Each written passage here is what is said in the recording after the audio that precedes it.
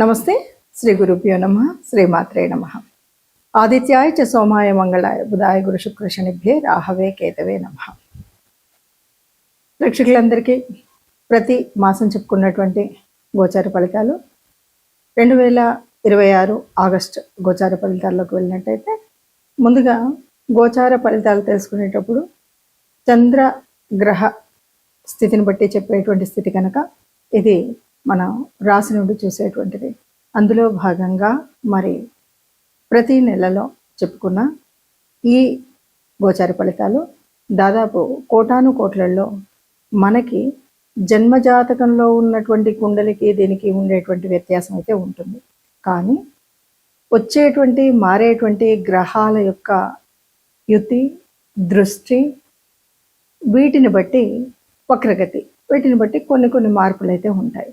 ఆ మార్పులకు అనుగుణంగా మనం చేసుకోవాల్సినటువంటి ముందు జాగ్రత్త చర్యలు, దాని గురించి మనం ఇప్పుడు కూడా ఈ గోచార ఫలితాలు తెలుసుకుంటాం. అయితే ఆగస్టు మాసంలో ఈ గోచార ఫలితాలకి ఉపస్థితి అయినటువంటి గ్రహాల స్థితి ఎట్లా ఉంది అంటే, ముందుగా మనం చూసినట్టయితే వృషభ రాశిలో కుజుడు ఉన్నాడు. బుధుడు మనకి మిథునంలో ఉండి 6వ తారీఖు కర్కాటకంలోకి వెళ్తాడు. అలాగే కర్కాటకంలో మరి గురువు ఎప్పటి నుండో అక్కడ ఉన్నటువంటి స్థితి ఇంకా అలాగే ఉంటుంది సంవత్సరకాలం. తర్వాత రవి 18వ తారీఖు కర్కాటకం నుండి సింహంలోకి మార్పు చెందుతాడు. ఇక సింహరాశిలో శుక్రుడు, కేతువు మాసం యొక్క మొదటి రోజులో కనిపిస్తే, శుక్రుడు తదుపరి కన్యారాశిలోకి వెళ్ళడం కనిపిస్తుంది 2వ తారీఖు. ఇక మరి కుంభరాశిలో రాహు, అలాగే ప్రారంభమయ్యి ప్రతి 2.5 రోజులకు మారుతూ ఉన్నటువంటి చంద్రుడు ప్రారంభంలో మనకి రాహుతో కలిసి కుంభరాశిలో కనిపిస్తాడు. ఇక మీనంలో శని వక్రించినటువంటి స్థితి, ఇది అందరికీ తెలిసినటువంటిది. మరి ఇలాంటి గ్రహస్థితి ఉన్నప్పుడు ఏ రాశుల వారికి, అంటే 12 రాశుల వారికి ఒక్కొక్కరికి ఏ రకంగా ఉంటుంది అన్నది తెలుసుకుందాం. గులకరాలు గుంపులుగా దొరుకుతాయి, కానీ వజ్రాలు మాత్రం చాలా అరుదుగా దొరుకుతాయి. రత్నాల షాప్స్ చాలానే ఉంటాయి, కానీ అతి తక్కువ ధరకే స్వచ్ఛమైన జాతి రత్నాలు అందింపజేసే షోరూమ్స్ మాత్రం చాలా అరుదుగా ఉంటాయి. అది ఒక 6 జేవియర్లో మాత్రమే సాధ్యం. ఇది షోరూమ్ కాదు, రత్నాల మ్యూజియం. తదుపరి రాశి ధనుసు రాశి. ధనుసు రాశి మరి ఏంటి? ధనుసు రాశి వారికి ఇప్పుడు ఉన్నటువంటి గ్రహస్థితి వల్ల ఎలా ఉంటుంది అంటే, కొద్దిగా అన్నింట్లలో కూడా జాగ్రత్తలు తీసుకోవాలి, ఎక్కువే తీసుకోవాలి అని చెప్పాలి. ఎందుకంటే మనం చాలా రకాలుగా మోసపోయేటువంటి అవకాశం ఉంటుంది. కాబట్టి మౌనంగా కర్తవ్యాన్ని పూర్తి చేయడం అనేటువంటి లక్షణాన్ని ఏర్పాటు చేసుకోవాలి. మనకు మనం స్థిరమైనటువంటి ఏది మంచి, ఏది చెడు, ఎవరు మిత్రులు, ఎవరు శత్రువులు అన్నది మనం నిర్ణయం చేసుకోగలిగే స్థితిలో ఉంటారు నిజానికి ఈ రాశి వాళ్ళు. అలాగే అలా చేసుకొని మాత్రమే ముందుకు వెళ్ళాలి. మానసిక ఒత్తిడులు, శారీరక శ్రమలు రెండూ కూడా ఎక్కువ అవుతాయి. కాబట్టి ఈ ఒత్తిడి, శ్రమ రెండింటి వల్ల ఆరోగ్యం మీద కొంత ఇబ్బంది పడుతుంది. కాబట్టి మనం సమయానికి ఆహారాన్ని తీసుకోవడం కానీ ఇలాంటివి చేస్తూ కొద్దిగా ఆరోగ్య నియమాలను పాటిస్తూ చేసినట్టయితే కొంత ముందుకు వెళ్ళగలుగుతాం. అయితే మధ్యవర్తిత్వానికి, పెద్ద మనిషి తరహా పాత్రలకు మాత్రం ఈ రాశి వాళ్ళు కూడా దూరంగా ఉండడమే మంచిది. ఇప్పటి వరకు ఎంతో మర్యాద ఇచ్చినటువంటి వారు కూడా వారి గొడవల వల్ల, వాటి వల్ల మనల్ని శత్రువులు చేసేటువంటి పరిస్థితి కనిపిస్తుంది. కనుక ఈ రాశి వాళ్ళు ఎవరికి మధ్యవర్తిత్వంగా ఉండడమో, ఆ ఇద్దరు గొడవల మధ్యలో పెద్దవాళ్ళుగా ఉండడమో, వ్యవహరించడం అనేటువంటిది చేయడం మానేస్తే తప్పనిసరిగా ఈ సమయం అంతా కూడా బాగుంటుంది. కాబట్టి సమన్వయంతో పాటించి మౌనంగా ఉంటూ మన కర్తవ్యాన్ని, కర్తృత్వాన్ని చేయడం అనేటువంటి దృష్టిలో పెట్టుకున్నట్టయితే ఈ మాసం బాగుంటుందని చెప్పారు. ఇప్పటి వరకు మీరు గ్రహించినటువంటి వాటిల్లో దాదాపుగా గ్రహాల యొక్క స్థితే కాకుండా మాసం యొక్క ప్రత్యేకత కనుక తీసుకున్నట్టయితే, దాదాపు శ్రావణ మాసంలోనే మనకి ఆగస్టు మాసం అంతా కనిపిస్తుంది. శ్రావణ మాసం అనగానే శ్రావణంలో ఉండేటువంటి పూజలు, వ్రతాలు ఒకవైపు, అంతేకాకుండా స్వాతంత్ర దినోత్సవం అనేటువంటి పండుగ కూడా మనకి ఇందులోనే కనిపిస్తుంది. దీనితో పాటు మనం గ్రహాల యొక్క మార్పు వల్ల వచ్చేటువంటి చంద్ర, సూర్య గ్రహణాలు అనేది వినబడుతుంది. నిజానికి ఈ 2 గ్రహణాల్లో అమావాస్య, పౌర్ణమి రోజు వచ్చేటువంటి 2 గ్రహణాలు కూడా మన దేశంలో జరగవు కనుక, మన దేశంలో కనిపించవు కనుక వీటి గురించి అంత ప్రాధాన్యత ఇవ్వడం కానీ, వాటిని గ్రహణ నియమాలను పాటించడం కానీ చేయనవసరం లేదు అని చెప్పొచ్చు.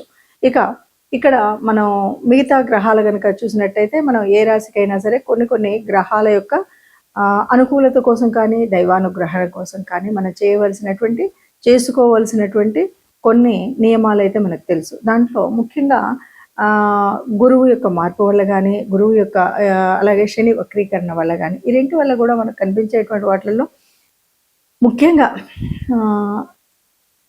శనివారం శని దోషం అనగానే మనం చేయవలసినటువంటి లక్షణాల్లో అంటే ఇది అర్ధాష్టమ శని అవ్వచ్చు, లేదా శని మనకి ఏళ్ళనాటి శని ఉన్నటువంటి వాళ్ళు కావచ్చు, శని యొక్క దృష్టి ఉన్నటువంటి వాళ్ళు కావచ్చు. ఎవరైనా సరే మనము 4వ తరగతికి చెందినటువంటి కార్మికులు ముఖ్యంగా వారికి మనం ఆహారం ఏదైనా పంచిపెట్టగలిగిన, లేదా గోశాలకు వెళ్ళి గోశాలలో గోగ్రాసం ఇచ్చిన, లేదు వృద్ధులు పెద్దలు ఎవరికైనా సేవ చేయగలిగిన, వీటి వల్ల ఆ గ్రహం శని గ్రహం వల్ల వచ్చేటువంటి దోష నివారణ మనం చేసుకోవచ్చు. ఇంతే కాదు అంటే మనకు వీలు లేదు అంటే ఎవరైనా సరే వారి యొక్క ఇష్టదేవత అనుగ్రహాన్ని పొందడానికి నిత్యం దైవనామస్మరణ చేసినట్టయితే ఏ గ్రహాలు ఎలా ఉన్నా కూడా మన యొక్క ఆత్మస్థైర్యంతో ముందుకు వెళ్ళొచ్చు అని చెప్పొచ్చు. గ్రహాల అనుకూలత కానీ దైవానుకూలత కానీ కావాలి అంటే మనకి ప్రతిసారి మనం చెప్పుకున్నట్టుగానే జన్మజాతకంలో ఉన్నటువంటి దోషాలు కానీ గ్రహాల యొక్క స్థితి కానీ ఎందుకు ఉంటుంది అంటే అది పూర్వపుణ్య ఫలమే అని చెప్పొచ్చు. ఆ రోజు ఆ సమయంలో ఆ నక్షత్రాలు ఆ గ్రహాలు ఎందుకు అందులో ఉంటున్నాయంటే మనం పూర్వజన్మ సుకృతం, పూర్వజన్మలో చేసినటువంటి పాపపుణ్యాల ఫలితమే మనకు కనిపిస్తుంది. మరి దాన్ని వర్తమాన కాలంలో సరిచేసుకోవడము అన్నదే మనం చెప్పుకునేటువంటి జ్యోతిష శాస్త్రంలో ఉన్నటువంటి మార్పులు చేర్పులు. ఆ రకంగా చూసుకున్నట్టయితే ఎవరికైనా ఆర్థికంగా మనకు కష్టం అనిపిస్తుంది అంటే ఎంతసేపు మనకు కావాల్సినటువంటిది ఆర్థిక లాభాల కోసం గురువు శుక్రుడు యొక్క ఆనుకూల్యత కావాలి. అలా ఆనుకూల్యత కావాలి అంటే ముఖ్యంగా శుక్రుడికి సంబంధించినంత వరకు ఈ మాసం శ్రావణ మాసం అంటేనే లక్ష్మీదేవి వ్రతాలు చేసేటువంటి మాసం. కాబట్టి లక్ష్మీదేవి యొక్క ఆనుకూల్యత కోసం మనము తప్పనిసరిగా అందరూ పూజ చేసుకుంటాం, అందరం కూడా లక్ష్మీదేవి వ్రతాలు చేసుకోవడం అనేది కనిపిస్తుంది. అదొకటే కాదు, మనం అంతర్లీనంగా చేసేటువంటి అర్థం పరమార్థం కనుక ఆలోచించినట్టయితే ఎప్పుడు మనం కొన్ని సూత్రాలు నియమాలు చెప్పుకున్నాం. అసలు లక్ష్మీదేవి ఎక్కడ నివసిస్తుంది అంటే ఎక్కడ స్వచ్ఛత ఉంటుందో అక్కడ ఉంటుంది అంటారు, ఎక్కడ వెలుతురు ఉంటుందో అక్కడ తేజస్సు ఉంటుందో అక్కడ లక్ష్మీదేవి ఉంటుంది అంటారు. మరి ఈ సత్యం తేజస్సు అనేటువంటి విషయాలు మనకు తెలిసినప్పుడు ఎక్కడైతే దైవ నామ స్మరణ జరుగుతుందో అక్కడ లక్ష్మీదేవి ఉంటుంది అంటారు. కాబట్టి ఈ లక్ష్మీదేవి ఉండడం కోసం మనం చేసేటువంటి కర్మల్లో ముఖ్యమైనటువంటిది దేవత ఆరాధన అన్నటువంటిది.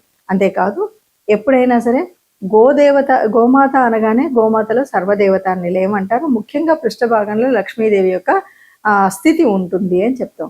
కాబట్టి గోశాలకు వెళ్ళడము అనేటువంటి విషయాన్ని ఇక్కడ మళ్ళీ మనం గట్టిగా చెప్పుకోవాలి. అలాగే ఈ మాసం అంతా కూడా లక్ష్మీదేవికి సంబంధించినటువంటి పూజలు స్త్రీమూర్తులైతే తప్పకుండా వాళ్లే చేస్తారు. ఎవరైనా పురుషులైతే ఈ ఈ గ్రహాల యొక్క మరి ఆ దృష్టి ఆనుకూల్యత కోసం తప్పనిసరిగా ఆ రోజులలో వారు కూడా లక్ష్మీదేవికి పూజ చేసినట్టయితే కొంత అనుకూలత లభిస్తుంది అని మనం చెప్పొచ్చు. ఏదేమన్నా సరే లక్ష్మీదేవి అనగానే అది చాంచల్యం కలిగినటువంటిది అందరికి తెలుసు. లక్ష్మి స్థిరంగా ఒక చోట ఉండదు, కానీ స్థిరంగా ఉండాలి అంటే తప్పనిసరిగా చేయవలసినటువంటి నియమాలు ఇంతకుముందే మనం చాలాసార్లు చెప్పుకున్నాం. అయినప్పటికీ కూడా లక్ష్మీదేవి మన దగ్గర ఉండాలంటే ఎప్పుడు కూడా ఆనందంగా, స్వచ్ఛంగా, సత్యంతో, గాలి వెలుతురు అన్నీ సరిగ్గా ఉండేలాగా ఉండడం, ఏదైనా అపశృతులు రాకుండా చూసుకోవడం అనేటువంటి మాటలు మనం ఎప్పుడు చెప్పుకుంటాం. ఆ విధంగా మనం ప్రవర్తించినట్టయితే, అలాగే సహాయం అనేది ముఖ్యంగా ఎవరైతే బాగా ఉన్న వాళ్ళకి సహాయం చేయడం అని కాదు, ఎవరైతే నిజంగా నిరాశ్రితంగా ఉంటారో వాళ్ళకి మనం సహాయం చేసినట్టయితే అంటే మనం నారాయణో దేవ అని మనం ఎప్పుడైతే చెప్తామో అలాగా మానవ రూపంలో ఉన్నటువంటి దేవతామూర్తులుగా మనం చూసేటువంటి స్థితి కనిపిస్తుంది. మనుషుల్లోనే మాధవుల్ని చూసేటువంటి పరిస్థితి కనిపిస్తుంది. కాబట్టి మనం ఎవరికైనా సహాయం చేసినట్టయితే లక్ష్మీదేవి మనకు అనుగ్రహిస్తుంది. ఇప్పుడు ఈ పరిస్థితి ఎందుకు అంటే ఎక్కడైతే గురువు కానీ శుక్రుడు కానీ అనానుకూల్యతగా ఉన్నటువంటి ఏ గ్రహం ఏ రాశి వాళ్ళైనా సరే ఈ రకంగా మనం పూజ చేసినట్టయితే మనకు లక్ష్మీదేవి అనుకూలత పొందొచ్చు.